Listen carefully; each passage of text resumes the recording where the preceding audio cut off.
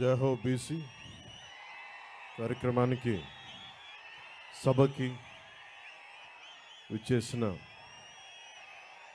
BC సోదరులందరికీ, వేదిక పైన ఉన్న జనసేన నాయకులకి, తెలుగుదేశం నాయకులకి,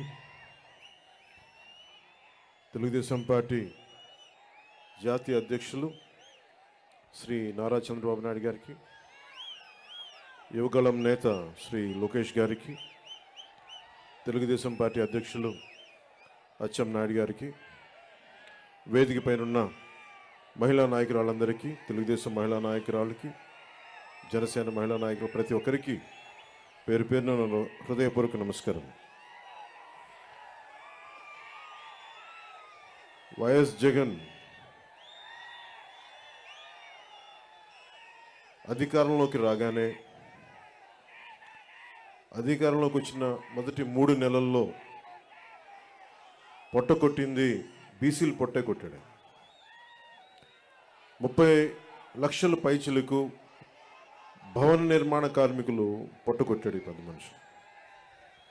వచ్చి రాగానే ఏలూరులో 2019 ఎన్నిక ఆ రోజున వైసీపీ అండగా ఉంటామని చెప్పి బీసీలు డిక్లరేషన్ ఇచ్చి దాంట్లో ఏ ఒక్కటి కూడా నిలబెట్టుకోకుండా అందరూ నమ్మి, ట్రెడిషనల్ టీడీపీ పార్టీని నమ్మి చాలామంది వైసీపీకి వెళ్ళడం వల్ల వచ్చి రాగానే ఎవరైతే వెన్నంటే ఉన్నారో వారినే దెబ్బకొట్టాడు. ఊహించుకొని 30 మంది పైచిలకు భవన నిర్మాణ కార్మికులు ఆత్మహత్యలు చేసుకున్నారు. అందరికీ చెందాల్సిన ఇసుక, ఒడ్డెరు కులాలు, వీళ్ళందరికీ చెందాల్సినవి కాంట్రాక్టులు కానీ, ఇసుక రీచ్లు కానీ, క్వారీలు కానీ, ఇవన్నీ ఒక కంపెనీ కట్టబెట్టేశారు. మన వైఎస్ జగన్ చేసిన దాంట్లో ముఖ్యంగా వైసీపీ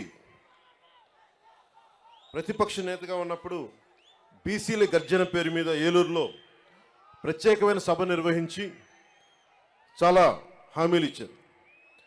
బీసీలకి ఏటా జగన్ చెప్పింది, బీసీలకి ఏటా 15,000 కోట్ల రూపాయల చొప్పున కేటాయిస్తామని చెప్పారు.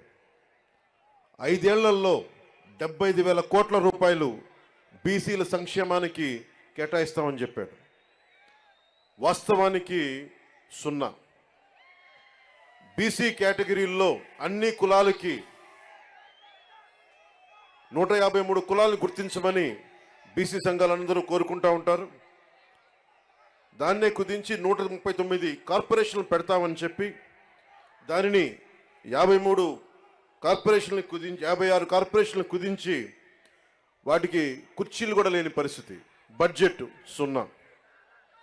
వైఎస్ఆర్ చేయూత పథకం కింద 45 ఏళ్ళు నిండిన ప్రతి మహిళకి 75,000 అందిస్తామని చెప్పారు. బీసీ మహిళలకి పథకం అందుతున్న లబ్ధిదారుల్లో చాలా వరకు కోత పడతా ఉంది. శాశ్వత ప్రాతిపాదికన బీసీ కమిషన్ ఏర్పాటు చేస్తామని చెప్పారు. ప్రత్యేక బీసీ కమిషన్ ఊసే లేదు. బడ్జెట్లో 3వ వంతు బీసీలు కేటాయిస్తామని చెప్పారు. అది పూర్తిగా విస్మరించారు. ఇందాక బీసీ డిక్లరేషన్ చూస్తున్నప్పుడు బీసీ ప్రత్యేక రక్షణ చట్టం చూడగానే నాకు ఒకటే గుర్తొచ్చింది. వైసీపీ పాలన వచ్చినప్పటి నుంచి దాదాపు 23 నుంచి 26 వేల మంది బీసీల పైన కేసులు పెట్టారు. 300 మంది బీసీలని చంపేశారు. ఇక అచ్చెన్నాయుడు గారు లాంటి బీసీ నాయకుల మీద ఎలాంటి దాడులు జరిగినాయో, ఇక ఎస్సీల మీద ఎలాంటి దాడులు జరిగినాయో మీ అందరికీ తెలుసు. ముఖ్యంగా ఈరోజు బీసీ సభలో కాబట్టి ప్రత్యేకంగా బీసీ నేను సంఘటనలు చెప్తా ఉన్నాను. ఇందాక సోదరులు లోకేష్ గారు చెప్తున్నట్టుగా గుంటూరు జిల్లాలో జరిగిన సంఘటన, పాపం అమర్నాథ్ గౌడ్ అక్కని ఏడిపిస్తూ ఉంటే అడ్డుకున్నందుకు వైసీపీ నాయకులు చెరుకు తోటలోకి తీసుకెళ్ళి పెట్రోల్ అంటించి చంపేశారు. చాలా హృదయం కలిచివేస్తుంది. పట్టించుకునేవాళ్ళు లేరు, మాట్లాడేవాళ్ళు లేరు. వైసీపీలో ఉన్న బీసీ నాయకులు కూడా మీరు కూడా ఒకసారి పునరాలోచించుకోవాలి. గుడ్డిగా కనుక వైసీపీ నాయకులు వెనకేసుకొస్తే కులానికి కూడా ద్రోహం చేసిన వాళ్ళు అవుతారు. ఒకసారి ఆలోచించుకోండి. అలాగే 23 నుంచి 26 వేల మంది బీసీ యువత, బీసీ ప్రజల్ని కేసులు పెట్టారు. ఇదివరకు ఎస్సీ పరిరక్షణ చట్టం ఎలా ఉంది, ఎస్సీ ఎస్టీ అట్రాసిటీ యాక్ట్ ఎలా ఉందో, ఈ రోజున వైసీపీ పాలనలో బీసీలకు కూడా ప్రత్యేక రక్షణ చట్టం అవసరమైంది. అది చెప్పగానే మొట్టమొదట బీసీ రక్షణకి చాలా అవసరం అని చెప్పి మనస్ఫూర్తిగా నా మద్దతు తెలిపాను వీటన్నిటికీ. ఈ రోజున జనసేన సంబంధించినంత వరకు బీసీలకి సంబంధించి నేను రామ్ మనోహర్ లోహియా గారి సిద్ధాంతాలకి ఆకర్షితునైన వాడిని. బీసీలకి సాధికారత ఉండాలి, ఇవన్నీ ఆలోచించేవాడిని. బీసీలకి మిగతా కులాలకి ఐక్యత ఉండాలి. కేవలం సంఖ్యాబలం ఉన్న బీసీ కులాలే కాదు, అల్పసంఖ్యాక బలం ఉన్న బీసీ కులాలకు కూడా ఎక్కువ అభివృద్ధి రావాలి. బీసీ కులాలన్నిటికీ ఎంతసేపు యాచించే స్థాయి నుంచి శాసించే స్థాయిలో బీసీ కులాలు ఉండాలి మనస్ఫూర్తిగా ఆకాంక్షించేవాడిని, కోరుకునేవాడిని.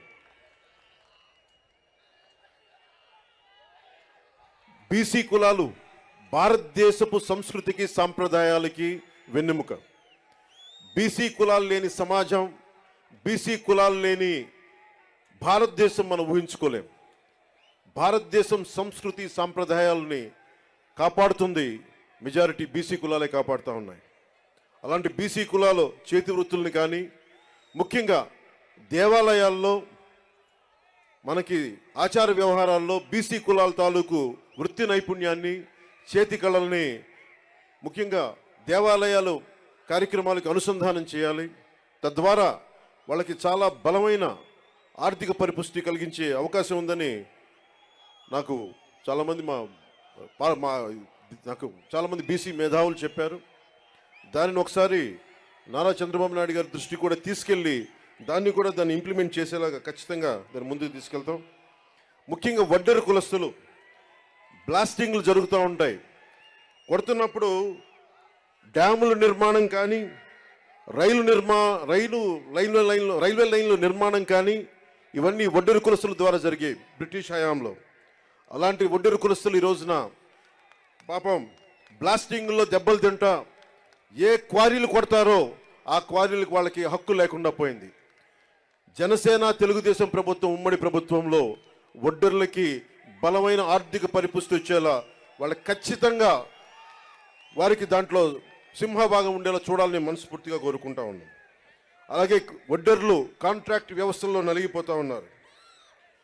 వడ్డెర్లు మనకి ముఖ్యంగా ఈ క్వారీ మైనింగ్లో చనిపోతే కాంట్రాక్టులు మట్టి ఖర్చులు తప్ప ఇంక దేనికి అండగా నిలబడే పరిస్థితులు లేదు. నేనే స్వయాన కర్నూలులో ఈ పరిస్థితిని చూశాను. అలాగే యువతరం బీసీ యువతలో కుల వృత్తుల మీద ఆధారపడలేని పరిస్థితి ఉంది. ప్రత్యామ్నాయ అవకాశాలు కావాలి. వీటన్నిటి మీద చాలా సమూలంగా ఆలోచించాల్సిన అవసరం ఉంది. దాన్ని కూడా మేము పరిగణలోకి తీసుకొని ఈ రోజున బీసీ డిక్లరేషన్లు ఇచ్చినవి కాకుండా మీకు ముఖ్యంగా బీసీ యువతకి, మహిళలకి, పెద్దలందరికీ కూడా మీకు ఆర్థిక పరిపుష్టి వచ్చేలాగా, మీరు సంపదకి యాచించకుండా సంపదని సృష్టించేలాగా అలాంటి పథకాలు ఉండాలి. పథకాల కోసం మేము అహిర్నిశలు తెలుగుదేశం నాయకులతో కలిసి కృషి చేస్తాను మనస్ఫూర్తిగా మీకు తెలుపుకుంటా ఉన్నాం. అలాగే ఇంకొకటి పెద్ద సమాజమైన వాడబలిజ, అగ్నికుల క్షత్రియులు, జాలరి, పల్లెకారులు, పల్లెకాపు, గంగపుత్రులు, ముతరాసులు, ఇవన్నీ ఇత్యాది పల్లెకారుల కులాలన్నీ కూడా ప్రత్యేకమైన దృష్టి సారించాలి. దాదాపు 794 కిలోమీటర్ల తీర ప్రాంతం ఉండి ఈ రోజుకి జట్టీలు లేకుండా ఇబ్బంది పడతా ఉన్నారు. ఇప్పుడు గంగవరం పోర్ట్ లాంటిది నిర్మాణానికి పల్లెకారులు, జాలర్లు, మత్స్యకారులు ప్రాణాలు పోయినాయి. తిరిగి వాళ్ళకి ప్రత్యామ్నాయ అవకాశాలు కల్పించడంలో నిజంగా వెనుకబడి ఉన్నాం. తెలుగుదేశం జనసేన ప్రభుత్వం రాగానే అలాంటి మత్స్యకారులందరికీ అండగా ఉంటాం. అలాగే ప్రతి 30 కిలోమీటర్లకు కూడా జట్టీలు ఉండాలనేదే నా ఉద్దేశం. దాన్ని కూడా చంద్రబాబు నాయుడు గారి దృష్టికి తీసుకెళ్ళి ప్రభుత్వం వచ్చి ఏర్పాటు చేయగానే ఎంత తొందరగా ప్రారంభించాలో, ఎంత త్వరగా జట్టీలు ప్రారంభించాలో కూడా దాని వైపు దృష్టి సారిస్తాం. ముఖ్యంగా మత్స్యకారుల పిల్లల్లో బాల కార్మికులు ఎక్కువైపోయారు, స్కూళ్ళు సరిగ్గా లేక. అలాంటి చోట్ల ఆశ్రమ పాఠశాలలు ప్రారంభించాలని నేను మనస్ఫూర్తిగా ఆకాంక్షిస్తున్నాను. అలాగే మేము చేసింది, మా నాయకర్ గారు కానీ మేమందరం చేసింది, జగన్ వచ్చి రాగానే బీసీల దగ్గర డబ్బు ఉండకూడదు, బీసీల దగ్గర డబ్బు ఉండకూడదు, పల్లెకారుల దగ్గర డబ్బు ఉండకూడదు, మత్స్యకారుల దగ్గర డబ్బు ఉండకూడదు అని చెప్పి జీవో 217 పట్టుకొస్తే ఆ రోజున మేము నర్సాపూర్లో నేనే స్వయంగా ఆ జీవో 217 2 ముక్కలుగా చించేసాం. ఏదైనా సరే ఒకటే మాట చెప్పి నేను ముగిస్తా ఉన్నాను. మీ అభివృద్ధికి 153 కులాల సముదాయమైన బీసీ కులాలకి జనసేన అండగా ఉంటుంది.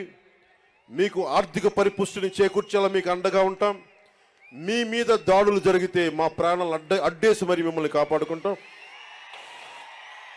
అలాగే అన్ని కులాలతో కూడా, ముఖ్యంగా మన బీసీ కులాల్లో కూడా ఐక్యత చాలా అవసరం. ఈ రోజున మనల్ని మనం ముందుకు తీసుకెళ్లాల్సిన పరిస్థితి ఉండి 153 కులాలంటే దాదాపు 53% పై శాతం జనాభా, 5 కోట్ల జనాభాలో అత్యధిక శాతం బీసీలే. అత్యధిక శాతం ఉండి ఈ రోజున మన ప్రాణరక్షణకి చట్టాలు కల్పించుకునే పరిస్థితిలో ఉన్నామంటే జగన్ గారి నుంచి అది జగన్ గొప్పతనం కాదు, మన అనైక్యత, మన బీసీ కులాల్లో ఉన్న అనైక్యత. మన ఐక్యతగా ఉంటే ఏ జగన్ కాదు, ఏ భూతం కూడా మనల్ని ఏమీ చేయలేదు. నేను అందుకనే ఇదే మంగళగిరిలో వైసీపీ వ్యతిరేక ఓటు చీలకూడదు అన్న మాట అన్నానంటే మన బీసీలు బాగుండటానికి కూడా దాని వెనుక మూల కారణం. మీ భవిష్యత్తు బాగుండాలి, అందరూ ఆనందంగా ఉండాలి. భవిష్యత్తులో మీకు జనసేన ఈ కూటమి తరపు నుంచి ఎప్పుడు మీకు అందుబాటులో ఉంటాం. ఎందుకంటే టీడీపీకి ఉన్న మంచి పేరే రామ్ మనోహర్ లోహియా గారి ఆలోచన ధోరణితోటి బీసీలకి అత్యధికంగా పీటు వేసిన పార్టీ. దాన్ని ఎవరు కాదనరు, విస్మరించలేరు. మనస్ఫూర్తిగా వెనకబడ్డ కులాలకి అండగా నిలబడినందుకు రామారావు గారిని ఒక్కసారి స్మరించుకుంటూ, మనస్ఫూర్తిగా మహానుభావుడు, నిజంగా అధికారం రాని కులాలకి అధికారాన్ని కల్పించిన వ్యక్తి. రామ్ మనోహర్ లోహియా గారి స్ఫూర్తిని 80s ఆయన ముందుకు తీసుకెళ్లారు. అలాగే ఈ రోజున మనందరిపైన ఉన్న ఇది బాధ్యత కూడా, ఇంకా చాలా కులాలు ఉండిపోయినాయి దూరంగా. జగన్ వచ్చి రాగానే 34% ఉన్న స్థానిక ఎన్నికల్లో 34% బీసీలకు రిజర్వేషన్ ఉంటే దాన్ని 24%కి తగ్గించారు. 24%కి తగ్గిస్తే 16,800 మంది బీసీలు స్థానిక నాయకత్వాన్ని కోల్పోయారు. తిరిగి జనసేన తెలుగుదేశం ప్రభుత్వం రాగానే ఇదివరకట్లాగే 34% పునరుద్ధరించాలి. అలాగే బాగా నచ్చింది నాకు ఈ దీంట్లో, తిరిగి కేంద్ర ప్రభుత్వానికి 33% చట్టసభలో రిజర్వేషన్ కల్పిస్తామని చెప్పింది కూడా నాకు మనస్ఫూర్తిగా దానికి ఆనందం అనిపించింది. సో దీనికి ఈ బీసీ డిక్లరేషన్కి మనస్ఫూర్తిగా జనసేన మద్దతు ఉంది. నేను అహర్నిశలు మీ అభివృద్ధి కోసం కృషి చేస్తానని తెలుసుకుంటూ, తెలుగుదేశం వర్ధిల్లాలి, జనసేన వర్ధిల్లాలి మనస్ఫూర్తిగా కోరుకుంటూ, బీసీలు సాధికారత, రాజ్యాధికారం సాధించాలని మనస్ఫూర్తిగా ఆకాంక్షిస్తూ సెలవు తీసుకున్నాను. జై హింద్.